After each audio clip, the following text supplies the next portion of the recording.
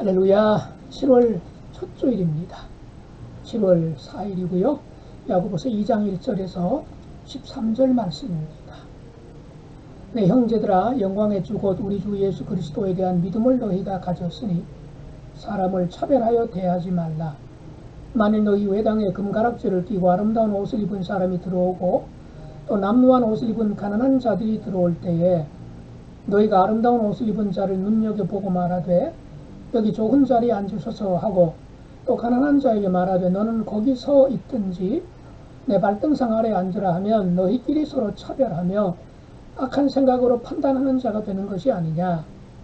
내 사랑하는 형제들아, 들을지어다. 하나님이 세상에서 가난한 자를 택하사 믿음에 부요하게 하시고 또 자기를 사랑하는 자들에게 약속하신 나라를 상속으로 받게 하지 아니하셨느냐. 너희는 도리어 가난한 자를 업신 여겼도다. 부자는 너희를 억압하며 법정으로 끌고 가지 아니하느냐. 그들은 너희에게 대하여 일컫는 바 그 아름다운 이름을 비방하지 아니하느냐. 너희가 만일 성경에 기록된 대로 내 이웃 사랑하기를 내 몸과 같이 하라 하신 최고의 법을 지키면 잘하는 것이거니와 만일 너희가 사람을 차별하여 대하면 죄를 지는 것이니 율법이 너희를 범법자로 정죄하리라. 누구든지 온 율법을 지키다가 그 하나를 범하면 모두 범한 자가 되나니 간음하지 말라 하시니가 또한 살인하지 말라 하셨은즉 내가 비록 간음하지 아니하여도 살인하면 율법을 범한 자가 되느니라. 너희는 자유의 율법대로 심판받을 자처럼 말도 하고 행하기도 하라. 긍휼을 행하지 아니하는 자에게는 긍휼 없는 심판이 있으리라. 긍휼은 심판을 이기고 자랑하느니라. 자, 하나님은 어떤 분이시라고 말씀을 하고 있죠? 하나님은 차별하지 않으시는 분이시라고 합니다. 하나님은 자 5절부터 7절까지 보면 사람들은 차별하는 경향이 많다는 거예요. 하나님은 그런 분이 아니라는 겁니다. 5절 보세요. 내 사랑하는 형제들아, 들을지어다. 하나님이 세상에서 가난한 자를 택하사 믿음에 부요하게 하시고 또 자기를 사랑하는 자들에게 약속하신 나라를 상속으로 받게 하지 아니하셨느냐. 여기 글자 그대로 보면 하나님은 그냥 부자를 택하지 않으셨네, 부자들은 천국 못 가겠네, 그런 뜻이 아니지요. 오늘 그 2장 1절부터 13절에서는 특별히 차별의 문제, 그것도 교회 안에서, 기독교 공동체 안에서 같은 장소에 모이는, 예배 때마다 모이는 교인들 사이에 빈부격차가 있는데 뭐 있다는 거 부정하지 않고요. 그 자체가 부자가 있고 또 가난한 사람이 있다, 그거 그냥 공평하게 해라, 이거 아닙니다. 강제로 있는 사람들 그냥 뺏어서 없는 사람들한테 나누어 가셔라, 그거 아니지요. 그런데 문제는 그 교회 안에서 부자들을 대할 때에 하는 모습하고 가난한 사람들을 대할 때 모습이 이게 눈에 띄게 차별적으로 나타난다면 이거 안 된다는 거예요. 하나님은 그렇게 하시는 분이 아니라는 겁니다. 그런 분을 아버지로 고백하는데 그분을 향하여 주님하고 그렇게 고백하는 우리가 그렇게 하면 되겠냐. 그건 하나님의 속성에 안 어울린다. 하나님이 좋아하시는 거 아니고 하나님이 인정하시는 거 아니다. 비록 우리가 못나고 예를 들면 경제적으로 가난하지만 오히려 그 가난하기에 못났기 때문에 하나님께서 우리를 택하셔서 부요하게 만들어 주신 것 아니냐. 그 말은 우리가 좀 무시당하고 차별을 당하고 속상하고 어려움 속에 있을 그럴 존재임에도 불구하고 하나님이 우리를 선택하셨다, 불러내셨다, 그런 뜻이 되겠지요. 그렇다고 가난한 사람 다 구원받고 부자는 다 구원 못 받는다, 이걸 이분법적으로 그렇게 보면 이건 좀 잘못된 이해가 됩니다. 자, 예를 들면 2절 보세요. 만일 너희 회당에 금가락지를 끼고 아름다운 옷을 입은 사람이 들어오고 또 남는 옷을 입은 가난한 사람이 들어올 때에 여기 회당이라고 그랬어요. 이 회당은 아마도 유대교 회당이었을 가능성이 많습니다. 왜냐하면 이 야고보 사도가 야고보서를 기록하고 이 야고보서가 교회에서 이렇게 낭독되고 들을 때가 예수님이 승천하시고 나서 한 20년 정도 그 어간이거든요. 그때까지만 해도 유대교와 기독교가 공식적으로 또는 객관적으로 분리되던 그런 때가 아직 아니었습니다. 마치 베드로와 요한이 기도 시간에 성전에 기도하러 가는 것이 사도행전 3장에 나오지 않습니까? 그 당시까지도 베드로와 요한은 유대교의 전통을 그대로 지금 지키고 있는 거거든요. 바울도 회당을 자주 찾아갔어요. 물론 선교, 복음 전하기 위해서 갔지만 바울조차도 우리는 기독교다, 너희는 유대교다, 그렇게까지 어떤 그 교단적으로 종교적으로 구분, 분리하려는 생각을 그때까지는 아직 하지 않았었습니다. 그리고 그 당시가 식민지 상태였기 때문에 무슨 그 기독교 예배당을 특별히 별도로 건축하지도 않은 때였어요. 그리고 유대교에서 어떻게 보면 조금 약간 그 좀 독특한 성격을 가지고 있는 유대교의 한 분파, 이 정도로 생각했었거든요. 그러니까 여기 이제 회당이라는 말은 거의 유대교 회당이라고 봐도 별 무리가 없습니다. 어쨌든 유대교 회당에서 모임을 가졌든 아니면 교인의 집에서 모임을 가졌든 간에 집회 시간이 되면 부자 중에서도 예수 믿는 사람이 있을 거고 가난한 사람 중에서도 예수 믿는 사람이 있을 거 아닙니까? 그렇게 될 경우에 부자가 들어오면 굉장히 좀 반가워하고 정중하게 맞이하고 앞자리 좋은 자리 뭐 그렇게 좀 앉으라고 권하고, 좀 남루한 사람, 가난한 사람이 오게 되면 좀 무시하거나 못 본 척하거나 또는 냉대하거나 이런 일들이 있었던 거지요. 이게 참 있어서는 안 될 일인데, 근데 오늘날 교회는 어떤가, 우리는 어떤가 이거죠. 이걸 직접적으로 아주 뭐 돈 많다 해가지고 앞자리에 앉게, 그거는 없죠. 그렇게 아주 어떻게 보면 좀 저차원적으로 차별하지는 않잖아요. 그건 정말 유치한 생각이죠. 또 그렇다고 해서 거기에 가서 앉는 부자도 없고요. 그렇게 앉으라고 안내하는 안내원도 없지요. 조금 이제 가난하다고 뒷자리에 앉으라고 거들떠 보지도 않고 인사도 안 하고 그런 교회 없지요. 문제는 우리의 마음속에 과연 저 사람이 잘 사느냐 못 사느냐를 가지고 공평하게 대하고 있는가, 생각하고 있는가, 여기에 대해서는 좀 자신이 없지 않을까요? 또는 어떤 교회에 끼치는 영향, 또는 교회의 어떤 일을 맡을 때, 직분을 맡을 때에 경제적으로 어떤 그 힘을 가지고 있느냐에 따라서 좀 발언권이 좀 크다든지 작다든지, 또는 직분을 빨리 맡을 수 있다든지, 또 가난한 것 때문에 뭐 늦게 또는 못 맡는다든지, 이런 일들은 꽤 있었다고 봐야 되겠죠. 지금도 있죠. 아마 앞으로도 있을 가능성이 있다고 보아야 되지 않을까요?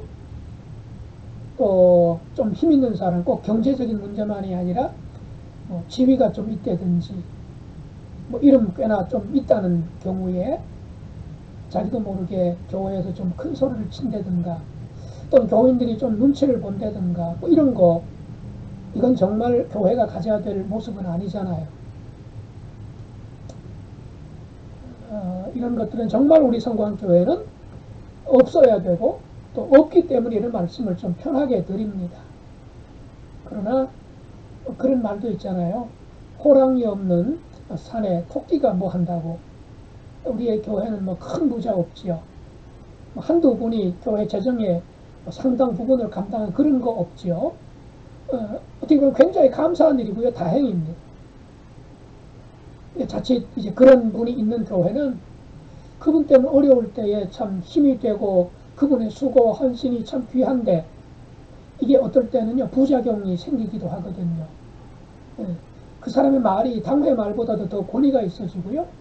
심지어는 이제 당회원들도 또는 목사까지도 그분의 어떤 생각, 그분의 의향, 그분의 눈치라고 할까요? 그걸 살필 수밖에 없는 그런 상황도 있단 말이죠. 서글픈 일이죠. 그때부터 교회는 생명을 잃게 되고 교회가 아니라 세상 모임이 될 수밖에 없는 쪽으로 기울어지기 시작하게 되는 거죠. 오늘 야고보 사도는 그거를 걱정하고 있습니다. 6절 너희끼리 서로 차별하며 악한 생각으로 판단하는 자가 되는 것이 아니냐. 경제적인 조건에 따라서 또는 학력의 조건에 따라서 세상 지위의 조건에 따라서 차별적으로 생각하고 대한다. 이건 뭐라는 거예요? 악한 생각이라는 겁니다. 교회가 해서는 안 될 생각이라는 거죠. 그걸 요구해서도 안 되고 기대해서도 안 되고 그렇게 되어서도 안 된다. 악한 길로 가는 거다. 그렇게 말씀합니다. 자, 그 다음에 5절부터 이제 7절은 조금 더 구체적인 이야기를 하고 있네요. 그렇게 그 부자들을 환대하고 특별히 좀 배려하고 생각하는데 실상 어떠냐 이거예요. 돈 있다고 옛날식으로 하면 대지주가 되는 거죠. 종들을 여러 두고 있고 부자예요. 그러면 이제 고리 대금을 통해서 소장농들에게 일을 시키고 소장료를 받고 또는 소장료를 떼먹는다든지 점점 더 소장료를 더 많이 거둬간다든지 이럴 경우에 가난한 사람은 점점 더 가난해지게 되고 눈치 보게 되고 더 억울하게 되잖아요.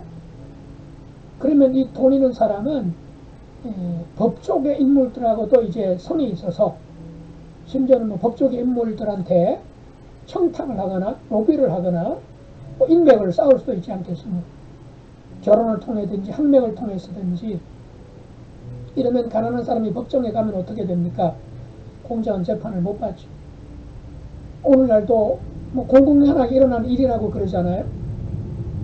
예, 법정에 우리가 안 갔기 때문에 잘 모르겠습니다만은 어쨌든 뉴스를 통해서 또는 경험한 분들의 이야기를 직간접적으로 들어보면 또는 그 뉴스나 이런 것들을 보면 지금 그게 우리 법조계의 현실이라는 얘기를 많이 하지 않습니까?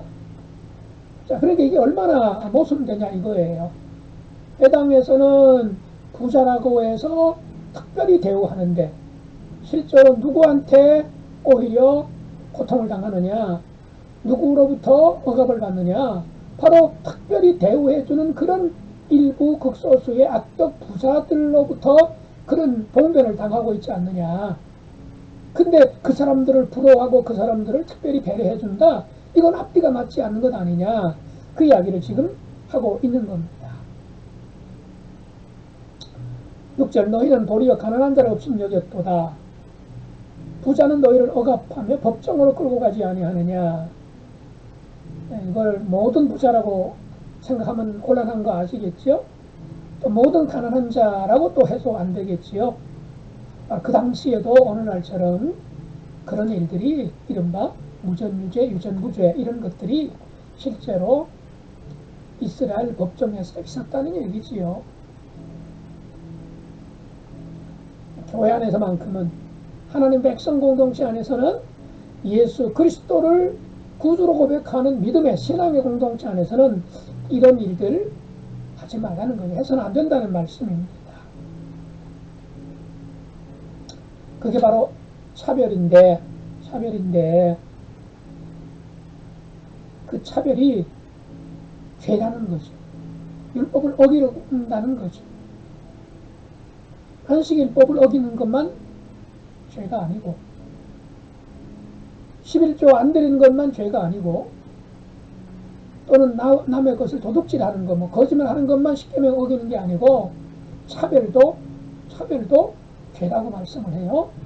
8절 너희가 만일 성경에 기록된 대로 내 이웃 사랑하기를 내 몸과 같이 하라 하신 이 최고의 법을 지키면 잘하는 것이거니와 만일 너희가 사람을 차별하여 대하면 죄를 짓는 것이니. 왜 그렇습니까? 내 이웃을 내 몸과 같이 사랑하라 라고 말씀하신 분도 하나님.